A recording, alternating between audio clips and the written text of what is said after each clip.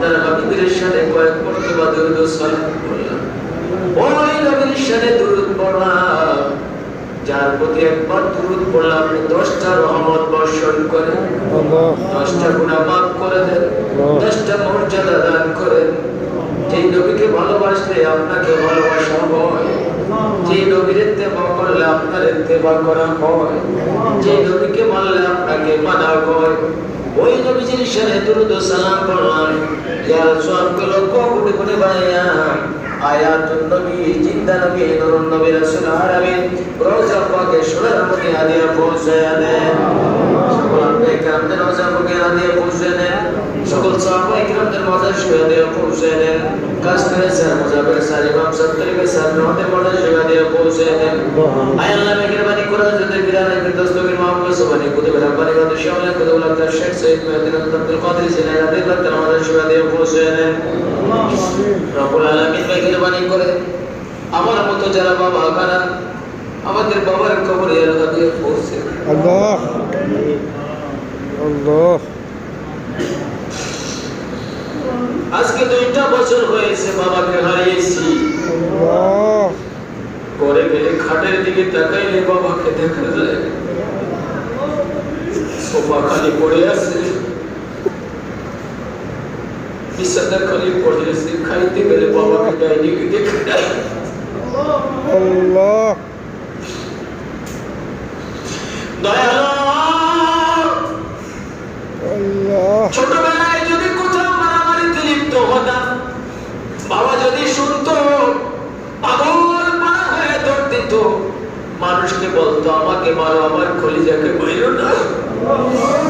আজকে আমাদের বাবা আমাদের থেকে অনেক দূরে চলে গেছে, না জানি ফেরেশতারা তাদের সাথে কোন ধরনের আচরণ করে। আল্লাহ তোমার কাছে ফরিয়াদ জানাই, ও আকাশের মালিক, আজকে জুমার দিনের উসিলায় আমরা যারা বাবা আমাদের বাবা মাকে কবরে কষ্ট দিও না।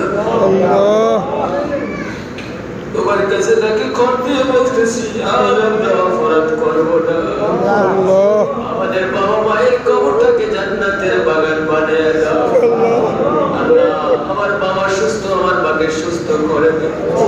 আমার মতো যাদের মা আছে তাদের মায়ের হায়াতে তৈয়বা দান করো, যাদের বাবা আছে হায়াতে তৈয়বা দান করো, যারা মা কারা মায়ের কবরে হাদিয়া পৌঁছে। আমার মা বলেছে বাবা পৌষ মাসের 1 তারিখে তুই হইছ, প্রচন্ড শীতের মাঝে সব খাতা যখন তুই ভিজাইয়া দিতি, তোর বাবার এক রাতের রুজি ছিল, সব খাতা ভিজানোর পরে আমি আমার আঁচল দিয়া তুমি জড়াইয়া ধরে এই শীতের মধ্যে সারা রাত কাটিয়ে দিতাম।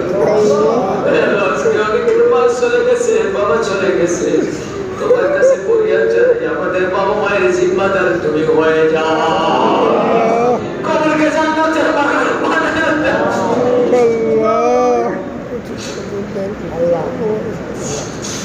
কবরের মধ্যে জান্নাতের ফসল বিছায়া দে, জান্নাতের পোশাক পরাইয়া দে, বাবা মাকে কষ্ট দিস না রে দয়াল।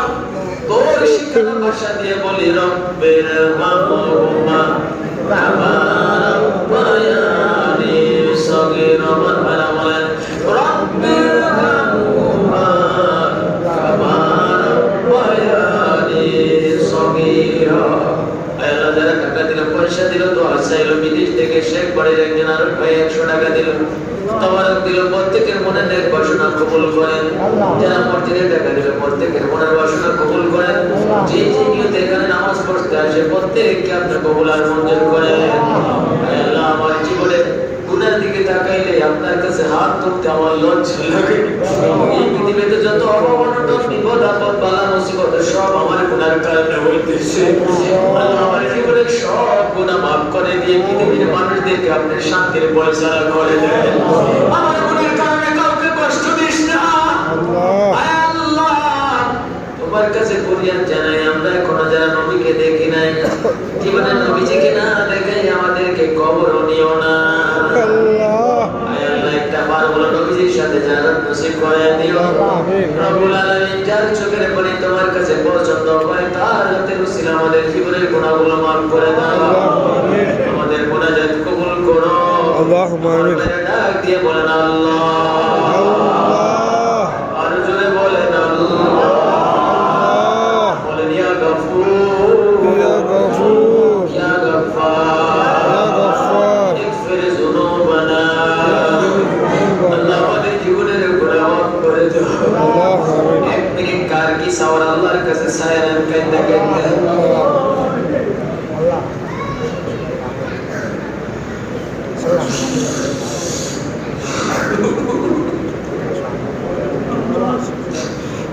সমস্ত মানুষের জন্য তুচ্ছ কামদার করো তোমাকে জন্য তুচ্ছ কামদার করো